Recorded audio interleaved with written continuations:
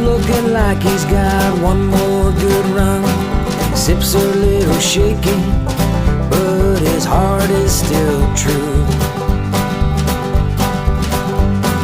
Oh, how that dog loves hunting with me and you.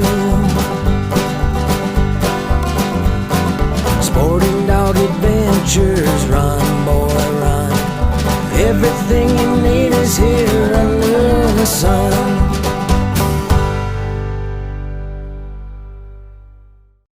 Sporting Dog Adventures podcast is proudly brought to you by Soggy Acres Retrievers.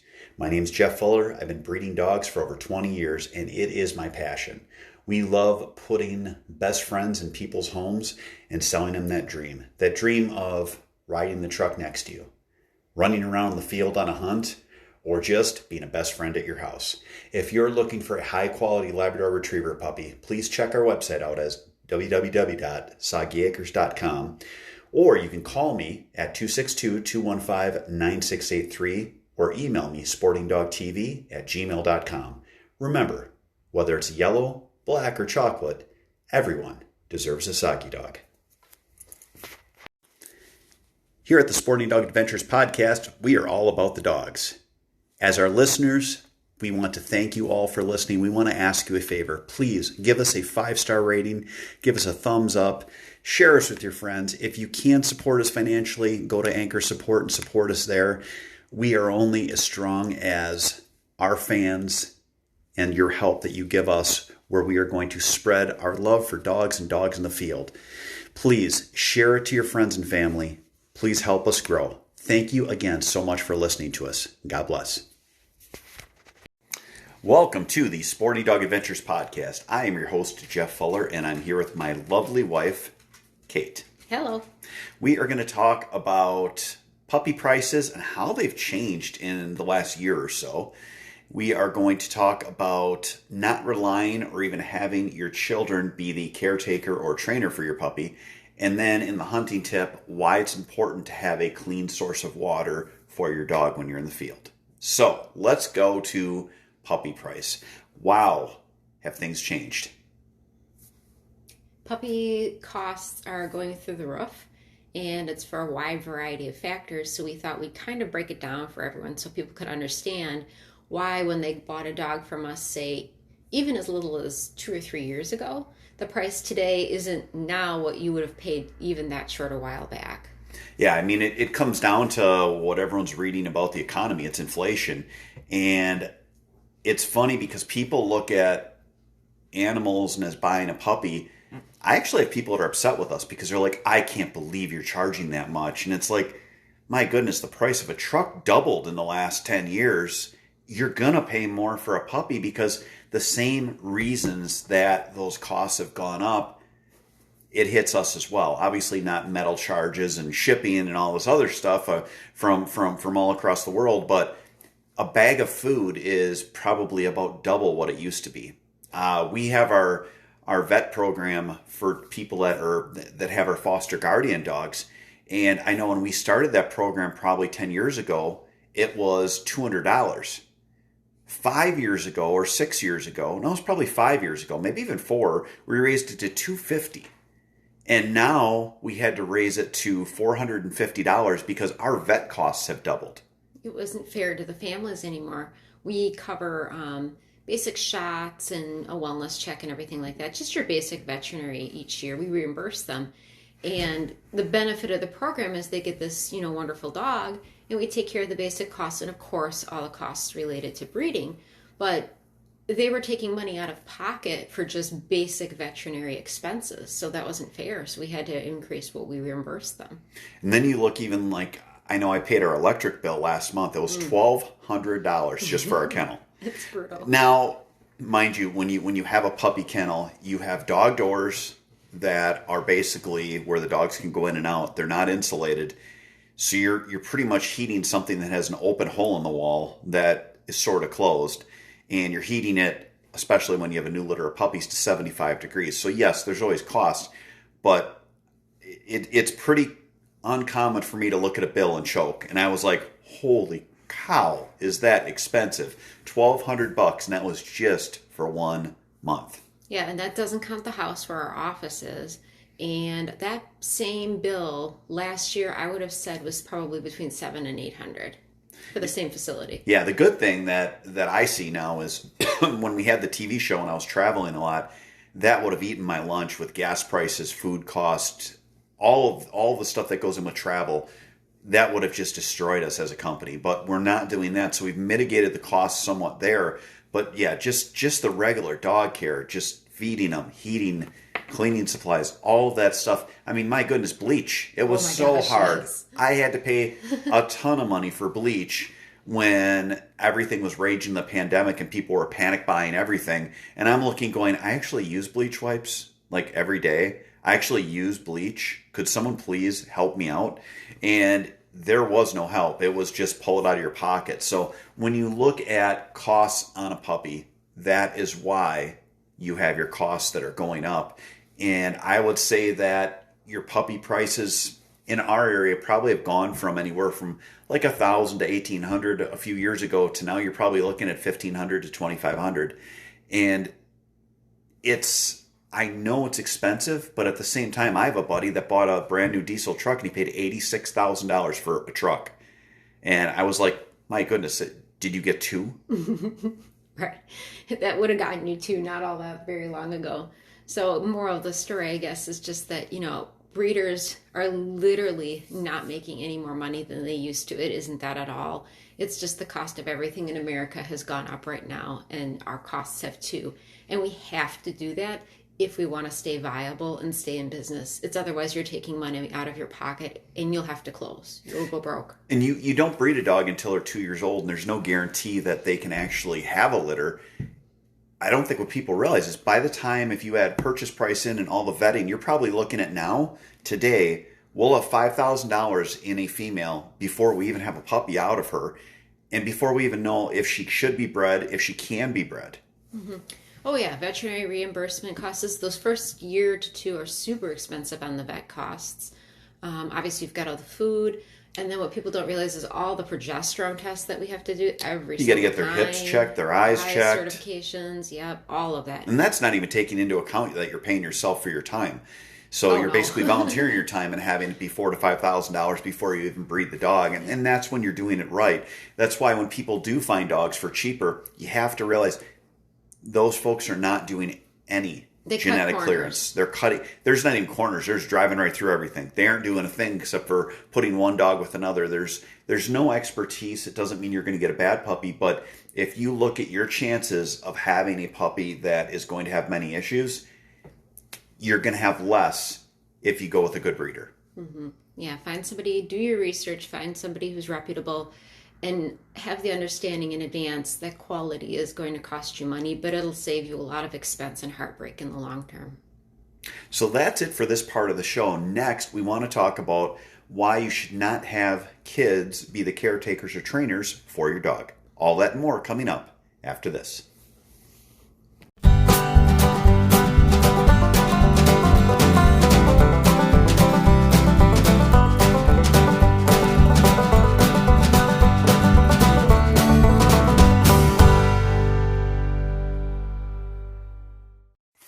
For the last 10 years, I've bought all of my vehicles from the Boucher Automotive Group in Janesville.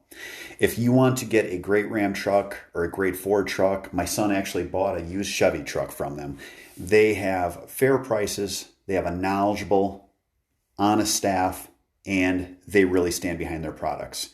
You can go on their websites, frankboucherchrysler.net or gordyboucherford.com, and find out the inventory they have. Again, I know everyone's saying that it's so hard to find a vehicle. We've bought 3 vehicles this year during a time that, quote unquote, you can't find them. They have what you need, and they're a great company to work with. Check out Boucher. They ride with you every mile. If you're a serious person about the outdoors, or you love shooting, or you just want a great hobby, or all of the above, you need to check out Mech Outdoors. From their shot shell and metallic reloading to their clay target machines, you will get a quality product that will give you so much more enthusiasm about your participation in the outdoors and also a great hobby that you can do with the whole family. Check out mechoutdoors.com for more. Welcome back to the show. So now we want to talk about a topic Kate came up with, and that is why you should not have your kids help with your dog care and training. And not that they can't help, but we meet so many families that honest and sincerely think that their children are going to be the pet caretakers. And I don't care if your child is 8 or 12 or 18, as we've seen time and time again with families that we've met, putting those expectations on the child isn't reasonable, and it's typically the pet that ends up being compromised. Yeah, we have 3 kids, and each one of them have helped in the past. Many times it was just watch the dog. If the dog has to go to the bathroom, let the dog out. So we needed help with potty training, so the dog's not in the crate all the time because we have busy lives. And every one of those children had times where you would walk in, and it wasn't behind the couch. No. It was in front of the couch, sometimes Multiple. between the couch and the TV. There would be feces and urine Multiple bits. on the floor, and they are either sleeping, playing on their phone, or watching TV right over the top of the dog. Oh, I didn't see it. Of which you're saying, can I not just get this bit of help? Can you not just help me a little bit? You had one job, as we say. But no, in all sincerity, we meet all kinds of wonderful families every year who we sell puppies to. And I can't even say how many of them, probably almost nearly all of them tell us, now you kids are going to help, right? And in some cases, they're kind of just kidding around, like help as in, let's help put the food bowl down. Let's help fill the water bowl. Let's go for a walk together. And those things are fine and wonderful. And I hope everyone does do those things with their kids and their pets. But we have other families where the pet is almost literally purchased for the children with the expectation that the children are going to pick up the yard, that they're going to do their flea tick, that they're going to groom the dog, bathe it, brush it, walk it. And with the yard, that was where I taught many lessons, which was, it finally got to the point where it was, if you've missed any piles of poop that you're picking up, you owe me $1 for every pile that you missed. I'm going to give you $5 to go clean it, but you owe me $1 for every pile you missed. And I always make money on it. But in all seriousness, that stuff, when it's yard care, at least you can go back and check it. The dog's not going to get a bad habit. It's giving you the chance to do something, I guess, more low pressure for the kids. But when it comes to potty training or medications, I even tell parents, when you take your dog home after they've been trained here, don't have the kids help with the training, because they aren't in a position where they would understand how I explain dog training and the carrot and stick ability for usage of training a dog, why it works, how you need to do it.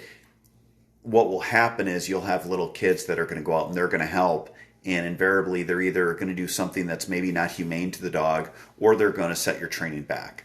Mm-hmm. Yeah, so training is definitely a no. You are ultimately responsible for following through on training, whether that's potty training or, teaching the dog appropriate house manners or how to walk on a leash.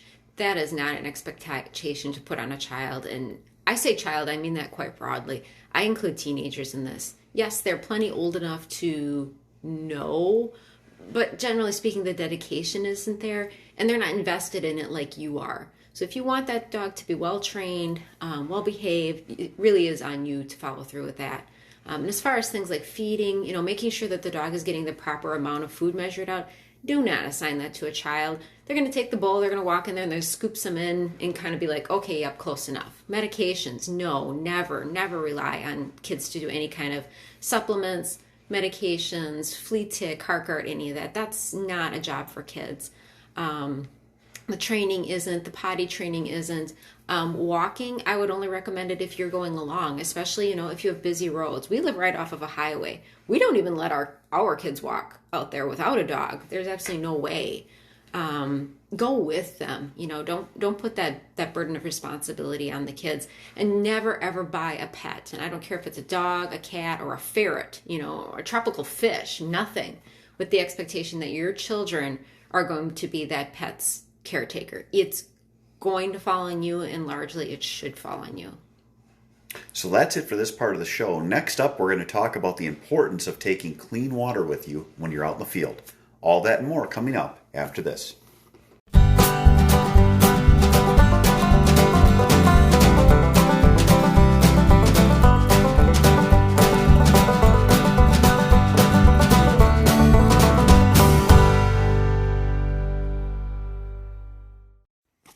I am going to be the first to admit that sometimes kennels are kind of unsightly in the house. My wife for years was telling me how we needed to find something that wasn't just a kennel, but a piece of furniture. She showed me DCT kennels a long time ago, and we finally got with them, and we have partnered with them as a sponsor for Sporting Dog Adventures. DCT Kennels is more than a kennel, it's a piece of furniture. It is high quality, American made, and something you need as a focal point in your home. For more information, check out dctkennels.com. You will not be disappointed. The Sporting Dog Adventures podcast is proudly sponsored by Trupanion, medical insurance for the life of your pet. We all know that unexpected accidents can happen. That's why I partner with Trupanion's breeder support program to send all of my puppies home from Soggy Acres Retrievers with an offer for Trupanion coverage. Learn more about Trupanion and sign up for their free breeder support program by visiting trupanion.com/breeder. Be sure to tell them that Sporting Dog Adventures sent you. For the last part of the show, we're going to talk about the importance of taking clean drinking water for your dog, and heck, for yourself, when you're out in the field. When you go out hunting, you are going to obviously have a dog that's expending energy, that if it's hot, they're going to need to cool off, they're going to get thirsty, yourself also. We know that we aren't going to drink out of a puddle because that would make you incredibly sick. Well, your dog is the same. We don't want them drinking out of puddles, out of stagnant water, because that is where you get your parasites, you get your giardia, you get your coccidia, you get your worms from the animal feces. There's so many bad things that'll happen, and that's how you get your dog sick. Can you stop them?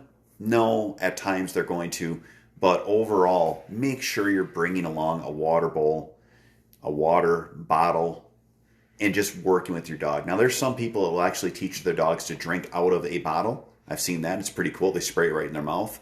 There's also fold-up bowls that you can get. Just have something along so they have a good, refreshing drink so they can cool themselves off, keep themselves hydrated. And the other thing is, remember to stop at least every 15 to 30 minutes, depending on how hot it is, and offer the dog water. We want to make sure that we're caring for them.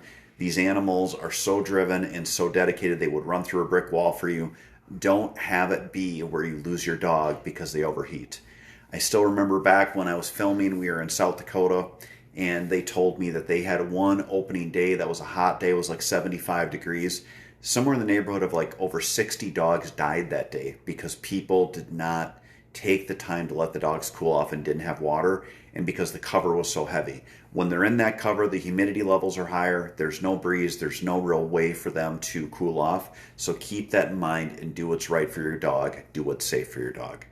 So that is it for today's show. I want to thank you for stopping in at Sporting Dog Adventures Podcast. We had a great time today. Please share us with your friends, give us a 5-star rating, follow us on your favorite platforms, and let everyone know about the show that's all about the dogs. Thanks a lot and take care. See you next week. God bless.